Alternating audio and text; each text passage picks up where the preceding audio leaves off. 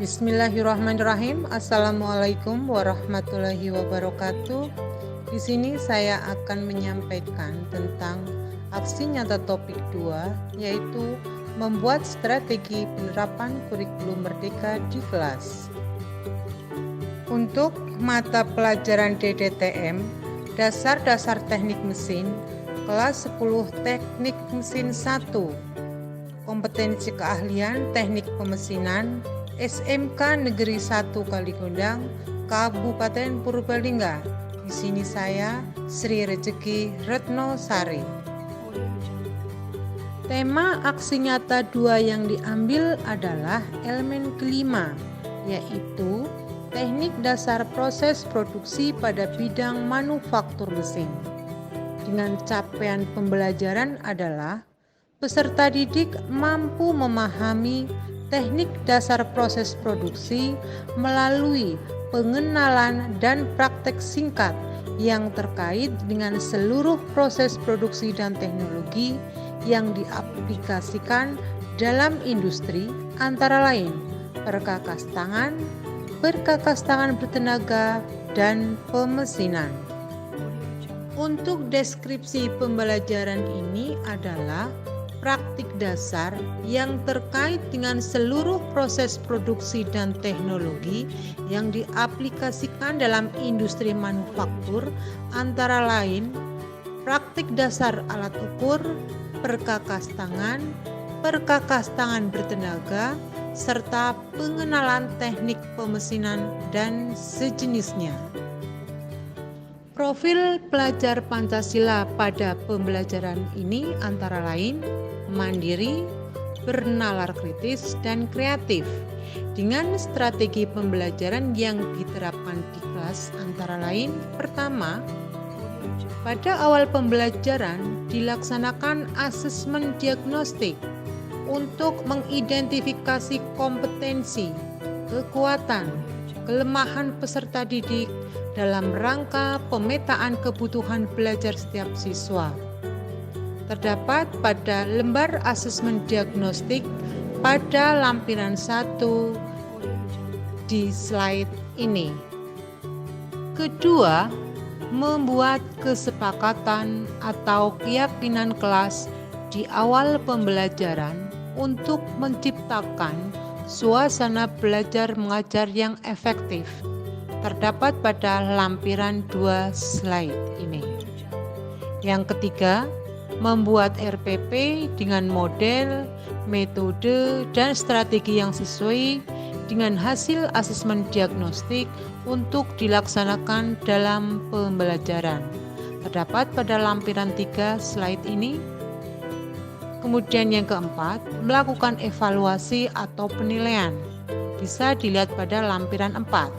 Dan yang terakhir adalah melakukan refleksi.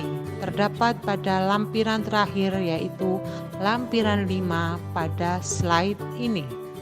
Untuk model pembelajaran pada kali ini dengan mengambil model pembelajaran proyek, yaitu pembelajaran praktek dengan membuat produk layak pakai dan laku jual dari benda-benda teknik yang mereka kenal atau yang siswa kenal dan sering mereka pakai, yaitu berupa palu.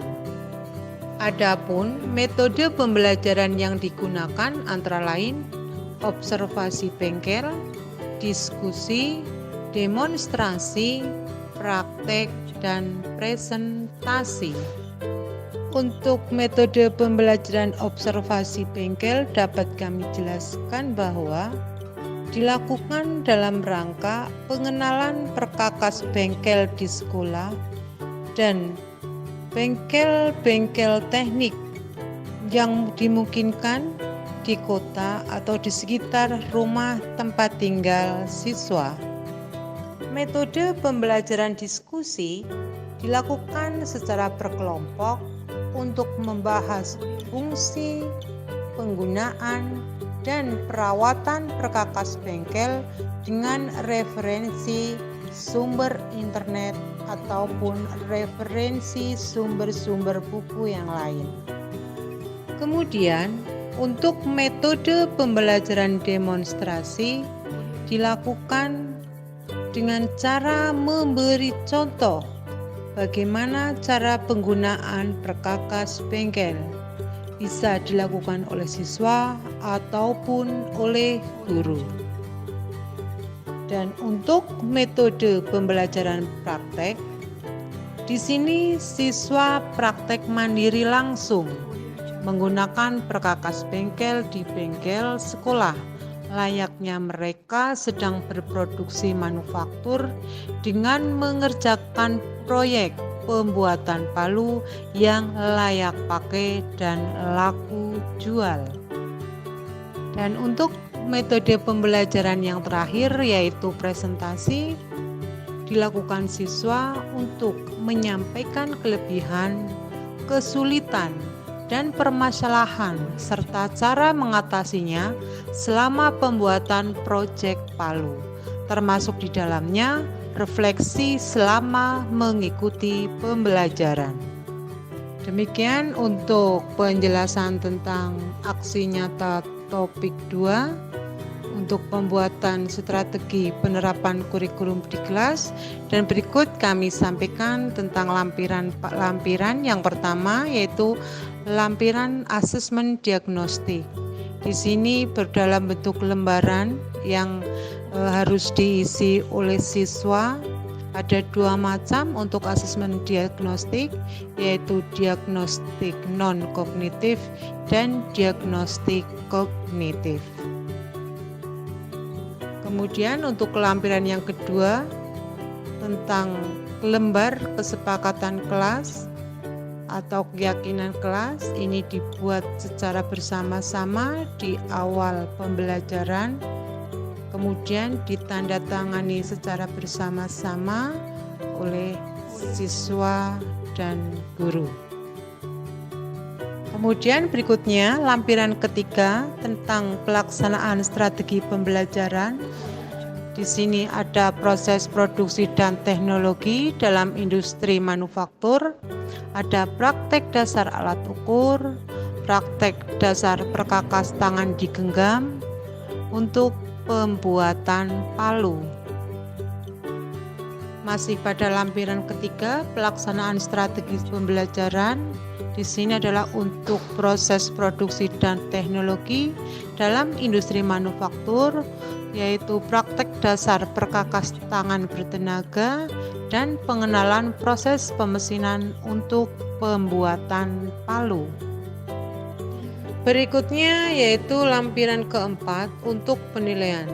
Di situ disajikan gambar kerja penilaian proyek untuk pembuatan palu, sehingga terbuatlah palu-palu yang layak pakai dan siap untuk dijual. Untuk penilaian produk dilakukan bersama-sama antara guru dan siswa, sehingga siswa akan mengetahui langsung dan memahami akan kekurangannya.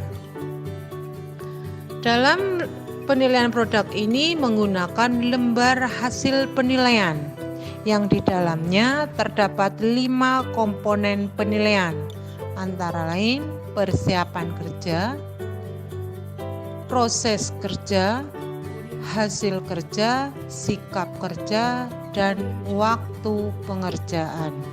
Yang kemudian di mana hasil akhir nilai dengan menggunakan sebuah formula yang ditampilkan dalam sebuah tabel, dan di akhir lembar ada tanda tangan dari guru pengampu.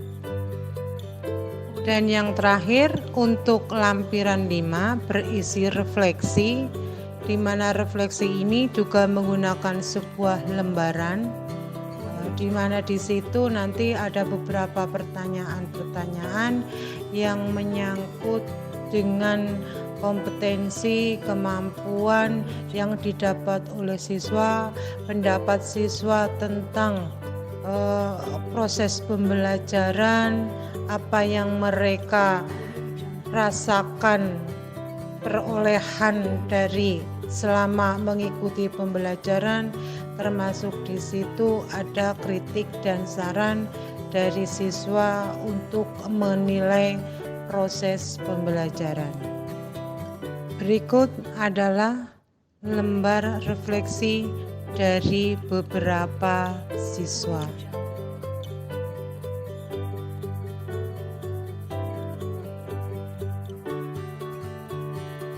Demikian paparan aksi nyata topik 2, membuat strategi penerapan kurikulum merdeka di kelas. Semoga bermanfaat. Terima kasih atas perhatiannya. Silakan untuk bisa like, subscribe, dan komentarnya. Wassalamualaikum warahmatullahi wabarakatuh.